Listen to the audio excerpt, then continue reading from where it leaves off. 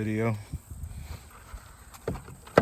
Recently got some new stuff that I showed in the video earlier, and I've got it kind of settled in its new home. So this is kind of where the stuff is going, and we'll go through it. It's been a while since I've done a loadout video. So this is my Veto TP6B. This is the TP6B bag, if you're wanting this bag. And this is a bag that I have loaded out for working on the propane system, okay? The propane system. It comes with this V-swap panel, which I have taken out, because I have my manometers in here, and I just added a second manometer, this Klein. I kind of wish that they gave me some caps to protect these and cover them up. Maybe I'll find some vacuum caps and make my own for when this is not connected to the hoses. This is a great feature that they put on this Klein, guys, especially my RV guys, or even my Havoc guys. If you use these, you can probably use a much higher end one. But this is middle of the road. It's like $120. Some of the really popular ones, the UEIs, they're like $300, $400. But this one has a magnet on it.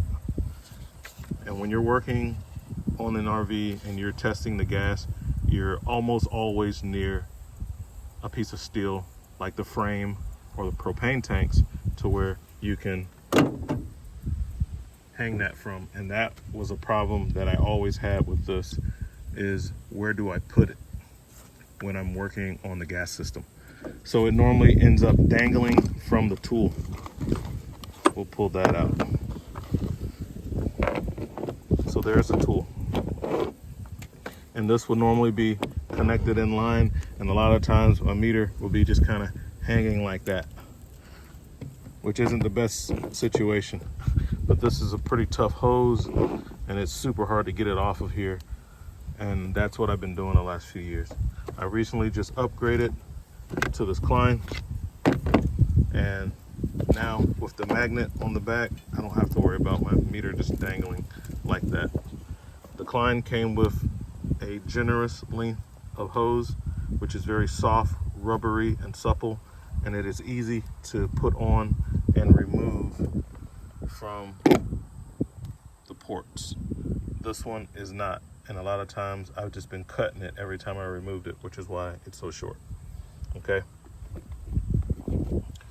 so underneath the bag where the manometers sit, now that I have this nice open cavity because I removed the V-swap panel that I'd never used, I have various brass fittings for the gas system. Okay, I like to keep, let's get them all out of there. So now that's empty. Different sizes, from using different size, a different type of manometer that has the big hose.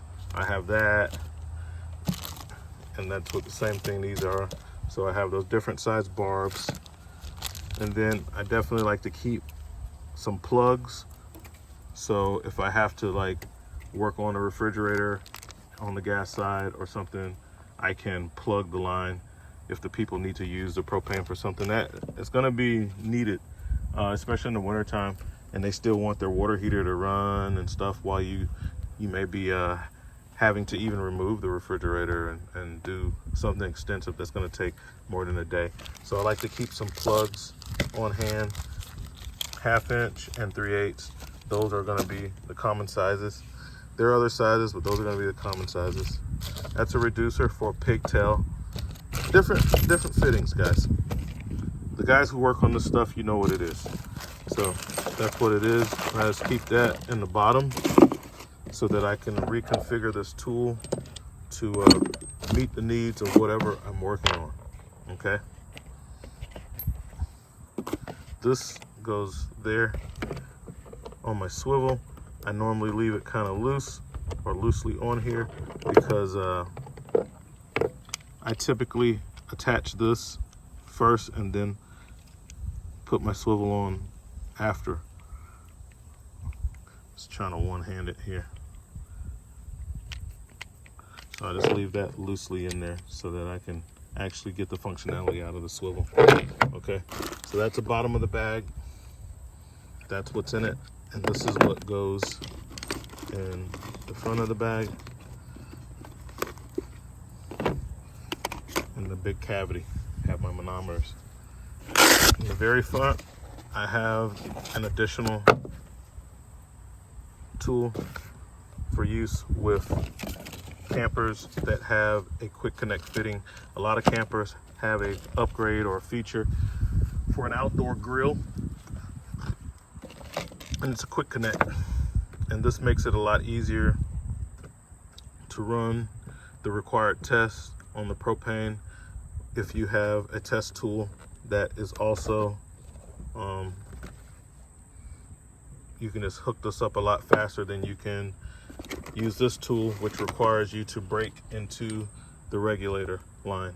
So you'd be breaking into a line exactly like this. This side will be inside of the regulator. This will be the side that you'll be going after to go on your tool.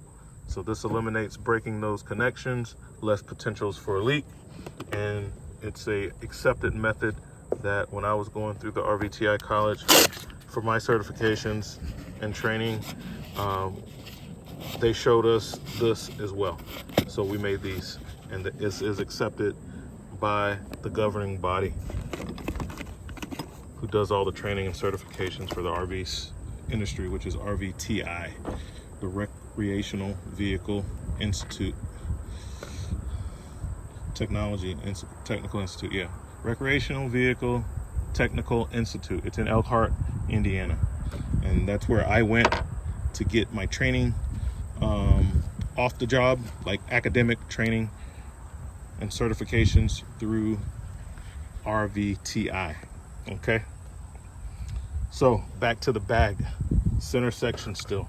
Over here, I have the Icon version of the Nipex pliers wrench.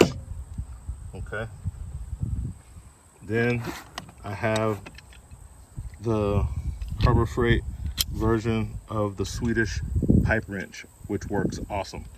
This thing, it puts in the work, guys. This thing is a good tool.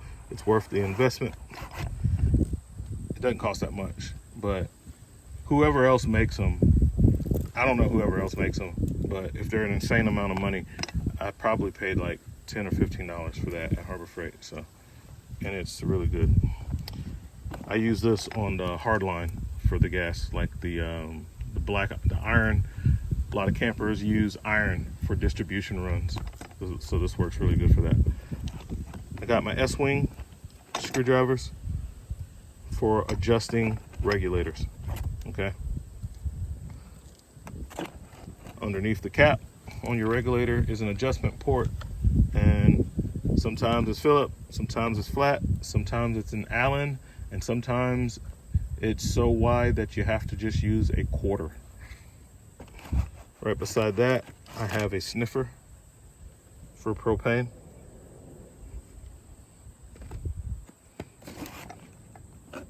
Then I have some adjustable wrenches.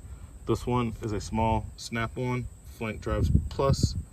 I don't know what, I guess this is the part number for it right there. And then I have a large Husky. Got a big boy for mainly for use as a backup wrench, so that you don't break stuff. You should always be using a backup wrench working on the propane system. On this side, I keep some sealant, pipe thread sealant. We call it pipe dope, or I call it pipe dope. And I got some Nylog blue, which a lot of guys use in ACs, refrigeration, on those lines. And I use that as well, especially if it's really cruddy and I need to lubricate the these parts so that they can spin a little better. So yeah, and there around the flares and stuff. So that's that side. I got some room for more stuff. I'm going to end up adding a set and I have them in the bag, and I have them, I'll just rob them out of my toolbox because I want it to live in this bag. Sometimes those regulators use an Allen key. It uses a hex. I know Allen's a brand name, but that's what I'm used to calling them, so that's what I'm gonna call them. So it uses the Allen, right? And I'll be adding that to the bag. It'll probably just be sitting right in that open compartment. I'll throw a set of metric and standard in there so that I can have those. I have the Bondus in the toolbox and the snap-on. I have the snap-on versions and the Bondus versions. So I'll be sticking those in here. I think the snap-ons are already in one of my truck boxes. So the Bondus will go in here, made in USA. And then over here, I have the Knipex twin grips, a small Pittsburgh wrench, tight spots, Knipex pliers wrench, even tighter spots, the big snap-on wide jaw, and my snap-on PWZ zeros. In the back, I'm not using this compartment yet, so maybe I'll find a use for that. Maybe the Allen wrenches. Maybe I'll put the Allen packs back here and have them out of the way. I'll see. So that is the loadout of my Veto Pro Pack TP6B.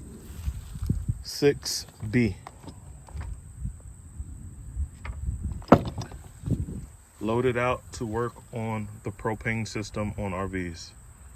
RV Tech Pro out.